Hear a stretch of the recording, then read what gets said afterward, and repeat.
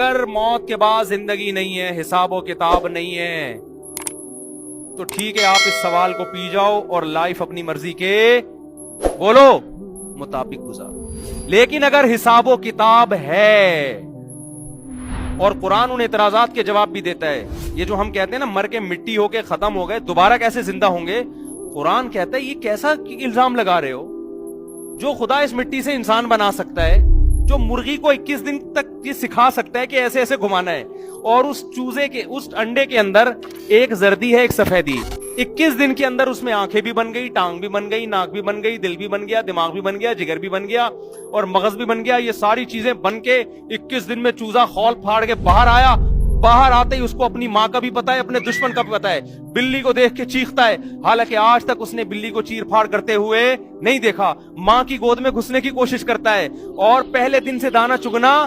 شروع کر دیتا ہے، اس کو پتا ہے کیا کھانا ہے کیا نہیں کھانا۔ ایسے ایسے کمالات جس خدا کے، جس نے منی کے قطرے سے انسان کو بنایا، ایک پانی کا قطرہ ماں کے رحم میں گیا، ماں روٹی کھا رہی ہے، اسی روٹی سے بچے کی آنکھ بن رہی ہے، اسی روٹی سے بچے کی ناک بن رہی ہے، اسی روٹی سے بچے کا دل بن رہا ہے، اسی سے بچے کا دماغ بن رہا ہے، اسی سے بچے کی ناک بن رہی ہے۔ صرف 9 مہینے کے مختصر عرصے میں یخلقکم فی بطون امہاتکم، اللہ کہتے ہیں ماں کے پیٹ میں تمہیں بنا رہا ہوں، فی ظلمات ثلاث، 3 اندھیروں کے اندر۔ کوئی کنسٹرکشن کرنے والا مزدور ڈینٹنگ پینٹنگ کرتا ہوا نظر نہیں آئے گا، کوئی چھینی ہتھوڑے لے کر ٹویوٹا کمپنی میں جب گاڑی بنتی ہے، ہزاروں مستری، ہزاروں مزدور اور ہزاروں میکینک لگے ہوئے ہوتے ہیں، کوئی ٹائر بنا رہا ہے، کوئی اسکرو بنا رہا ہے، کوئی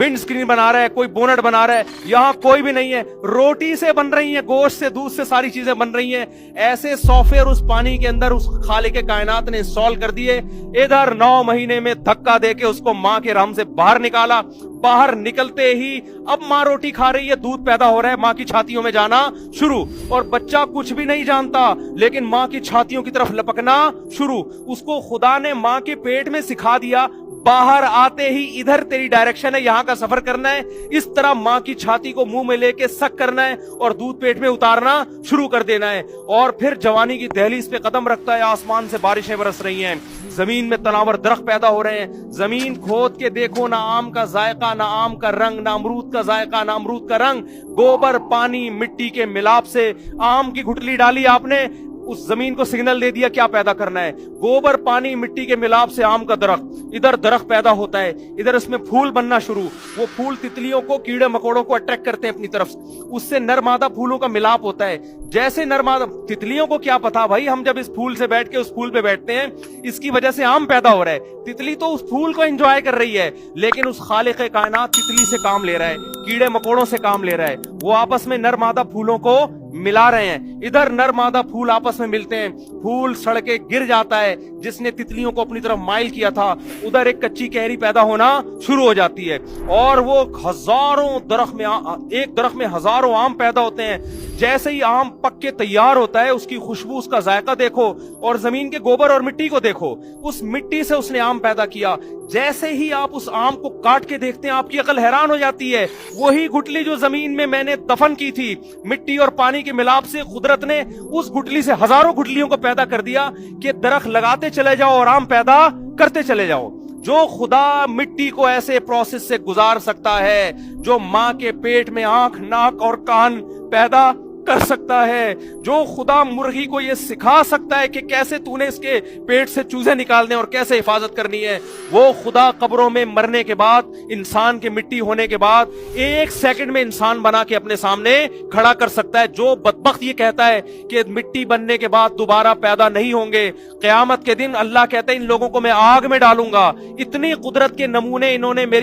اپنی آنکھوں سے دیکھ لیے، اونٹ کو دیکھ لیا، شہد کی مکھی کو دیکھ لیا، جنگلی جانوروں کو دیکھ لیا، خربوزوں کو پیدا ہوتے ہوئے دیکھ لیا، پھولوں کو پیدا، کیسے خوشنما پھول، ان کے اندر کیسی خوشبو، کیسی ان کے اندر رنگت۔ انظروا الی ثمرہ اذا اثمر وینعی، قرآن انار کی مثال دیتا ہے، اس انار کے پھلنے کو دیکھو، کیسے زمین میں گوبر پانی مٹی کے ملاپ سے پودا پیدا ہوا، پھول پیدا ہوئے، کچا انار پیدا ہوا، اور ہوتے ہوتے ہوتے ہوتے ایسے پھٹ کے مسکرانا شروع کر دیتا ہے اور اس کے اندر سے رس گرنا شروع ہو جاتا ہے، اور کیسے اس کو جب پھاڑتے ہو اس کے اندر کیسے ترتیب سے دانے جڑے ہوئے ہوتے ہیں، ایسے نہیں بے تکے لگے ہوئے ہوں، کیسے جھلیوں کے اندر تہبتے، तय बतय दाने होते हैं।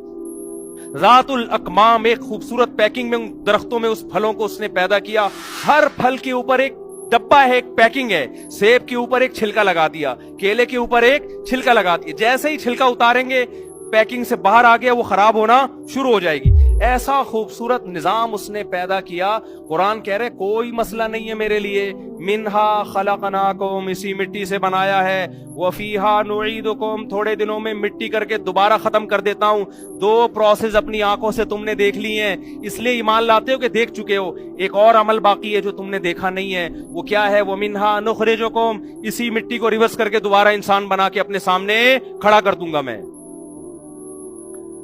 मैं समझा पा रहा हूं अपनी बात के नहीं? मेरी बातें नहीं है भाई, मैं अपना कुछ भी नहीं कर रहा। मैं अल्लाह का पैगाम आप तक नकल कर रहा हूं। हमारे मसले कुछ और हैं, अल्लाह के यहां मसाइल कुछ और हैं। वो कुछ और चाह रहे हैं हमसे।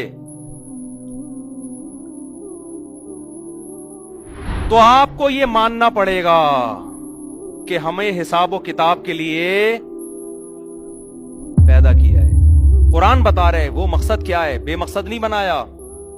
वो मकसद है इम्मा शाकिरन व इम्मा कफूरा। मैं देखता हूं मुझे कौन मानता है, बस।